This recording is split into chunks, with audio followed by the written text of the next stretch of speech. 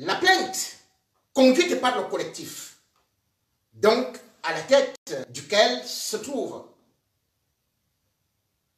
Maître Dominique Fous et bien d'autres, eh bien, la plainte, disais-je, a été déposée auprès de Madame le commissaire du gouvernement, près du tribunal militaire.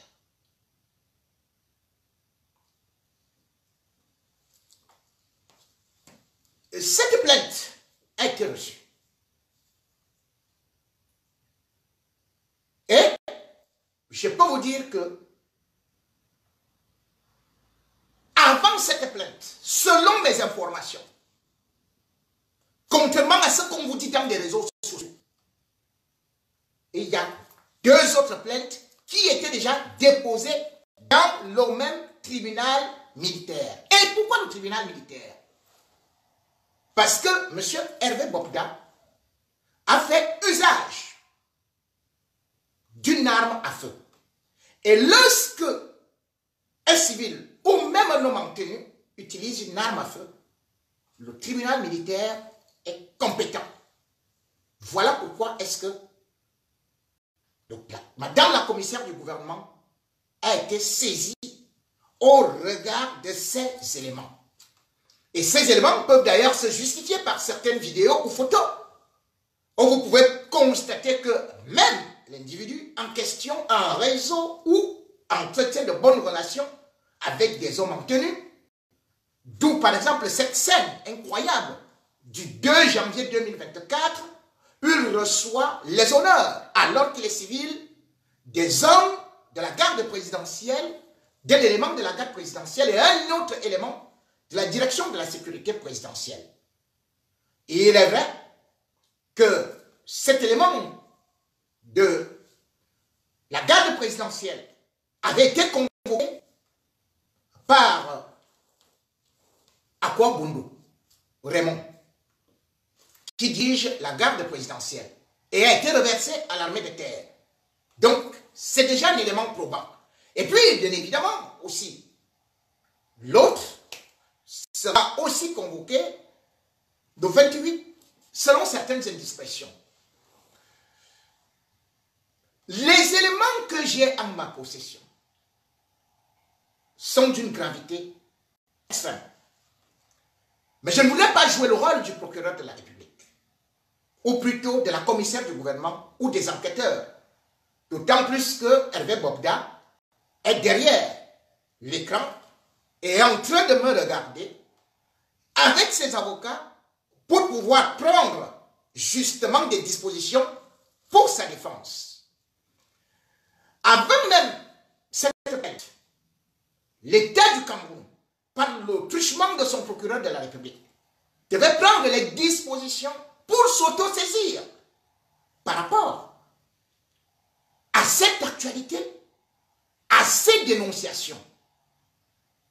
C'est vrai que Maître Méli, du côté de Yaoundé et d'autres avocats aussi, ont déjà saisi la justice.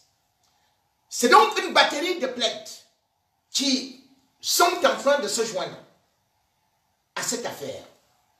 Mais beaucoup, bien évidemment, ont dû constater que il y a des centaines de témoignages, mais peu de victimes qui ont accepté porter plainte.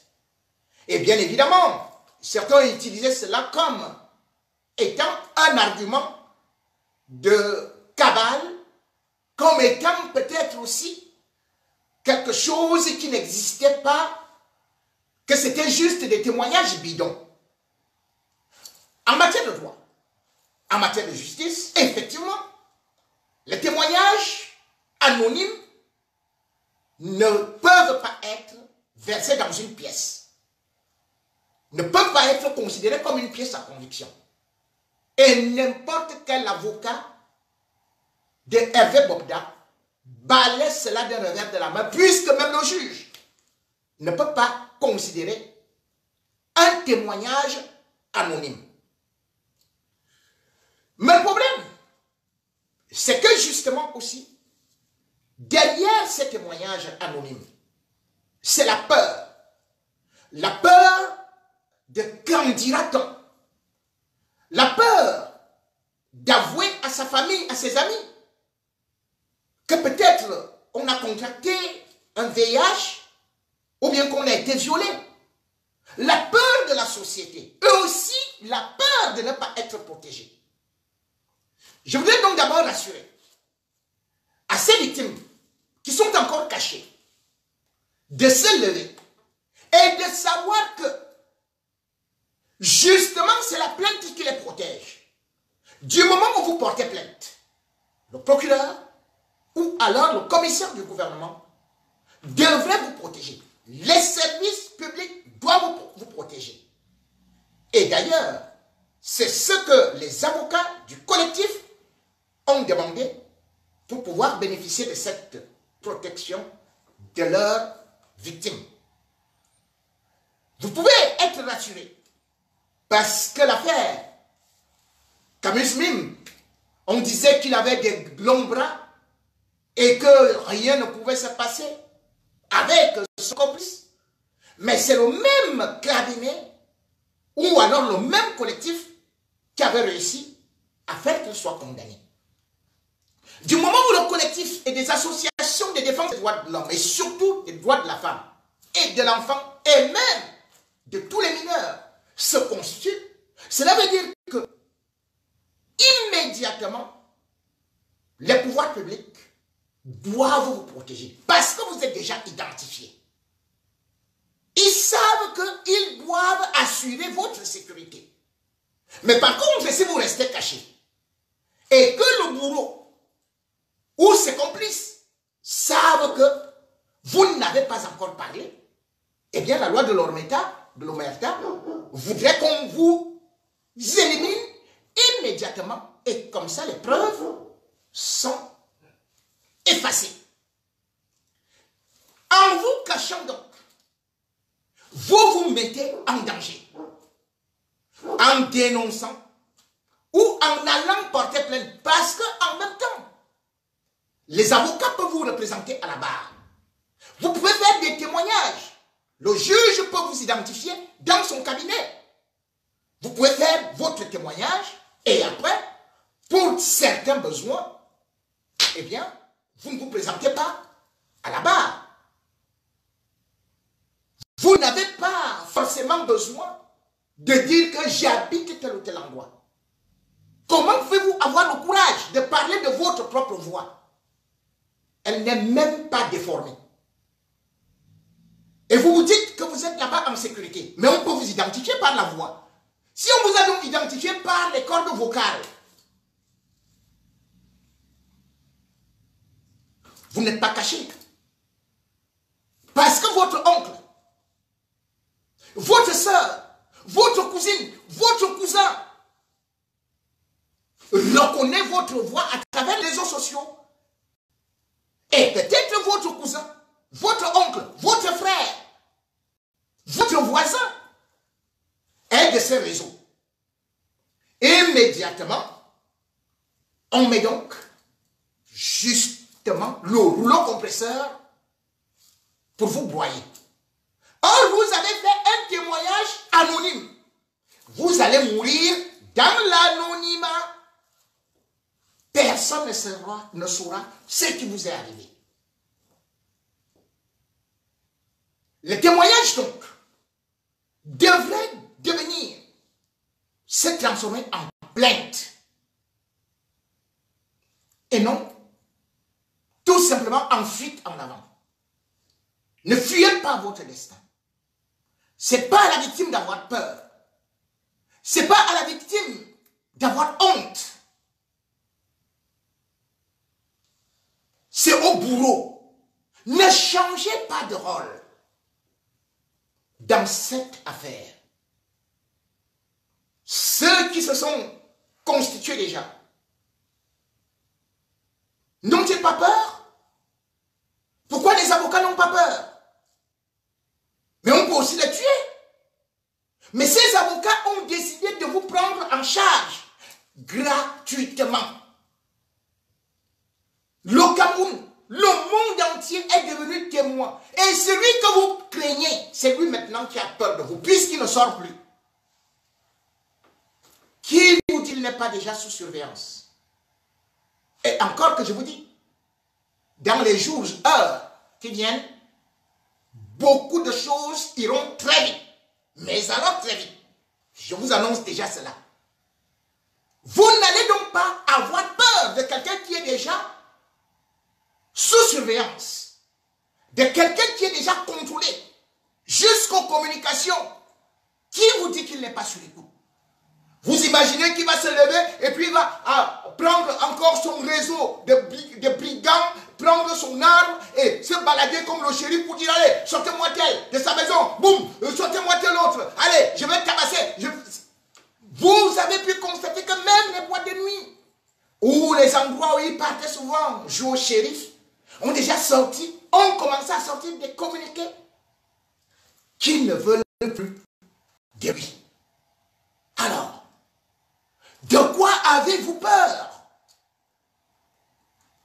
On ne peut pas avoir peur d'un homme qui aujourd'hui, son visage est d'or. D'un homme qui aujourd'hui est en train de payer les torts qu'il a eu à commettre. J'ai dit en train de payer. Parce que le simple fait de le dénoncer, et même si ça permet aujourd'hui d'aller faire des tests pour afficher, ce n'est pas des tests qu'on veut. On veut juste la vérité. Et surtout, il faudrait que tout ce qu'il a eu à faire avant soit enfin connu.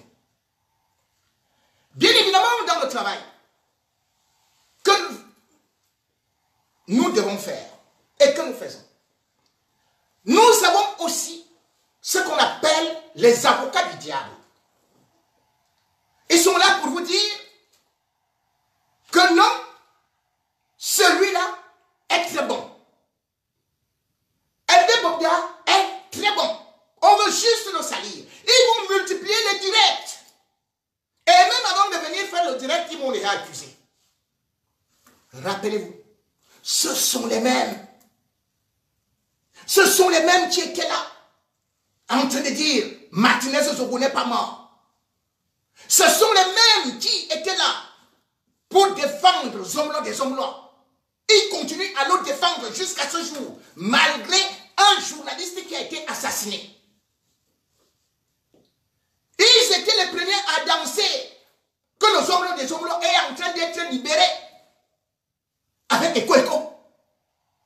Ils ont dansé jusqu'à m'appeler, oh yo, appelez Jipo, ils dansent pour un criminel. N'oubliez pas que ce sont ces gens-là qui vous disent dans des réseaux sociaux que chez eux, dès que tu leur donnes de l'argent, ils font le taxe. Eux, c'est l'argent. L'argent du sang. C'est des mendiants. C'est des gens qui ne sont pas des journalistes, mais qui sont là pour travailler leur argent, même avec Satan. Alors, vous allez me dire, certainement que M. Bobda peut avoir accumulé beaucoup d'aigreur autour de lui. Et l'un des prétextes, ou alors l'argument qu'on vous présente, est que dans la famille, il y a actuellement beaucoup de problèmes d'héritage et qu'on voudrait le voir aller en prison. Qu'est-ce qu'il a à faire de familles polygamiques où les coups basses et en dessous de ceinture sont permis? Je vais vous dire ceci. Le peu de temps que j'ai eu m'a permis de réaliser que tout cela est faux. Famille polygamique, comme c'est qui? Alors que son père avait épousé une femme et qu'il est l'aîné. Et puis, lorsqu'on me parle de la richesse, de la bataille de succession et de tout ce qui peut en dériver, je devrais vous dire, Ce monsieur qu'on vous présente comme un milliardaire, héritier testamentaire, successeur de son père, lui-même multimilliardaire, bien au contraire, il est à terre. Pourquoi? Parce que Africonstruction, qui a été créée par Emmanuel Bokda, est une société qui vaut 0 €. 0 €. Vous allez dire, il avait des quincailleries, il avait ceci, c'est lui qui faisait dans la construction, il a laissé tel ou tel argent. Archi faux. La société en question, dont le chiffre d'affaires s'élève à 150 millions et non des milliards, ne parvenait plus à payer les employés. Du vivant du père, Emmanuel Bokda. Parce que Emmanuel Bokda meurt le 28 août 2020. Je vais d'ailleurs y revenir. Mais avant sa mort, il se retrouve noyé dans des crédits. Il a pris des crédits auprès de l'État, auprès des banques, auprès du FOGAPE et d'ailleurs, en décembre 2023, hier, la société de recouvrement des créances de l'État a décidé de commencer à saisir tous ces biens parce que non seulement les bailleurs, ils ne les payaient pas, mais au-delà de ça, après sa mort, on voit qu'il n'y a pas d'actifs qui puissent permettre qu'il rembourse les dettes. C'est ainsi que le 26 avril 2023, eh bien, le juge de référé du tribunal de première instance, voilà, oui, a rendu l'ordonnance N-202/HH qui nomme un administrateur provisoire pour la société Africonstruction. Et cet administrateur provisoire s'appelle Joseph Kanga.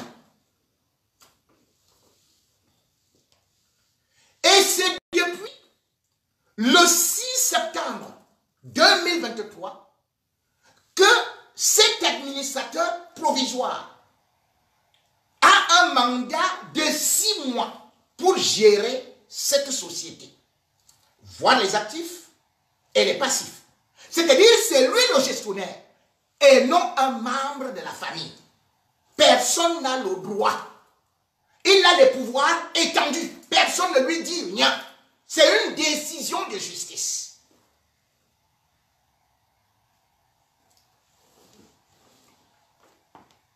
Ce qui veut dire que, après cela, il va faire un bilan.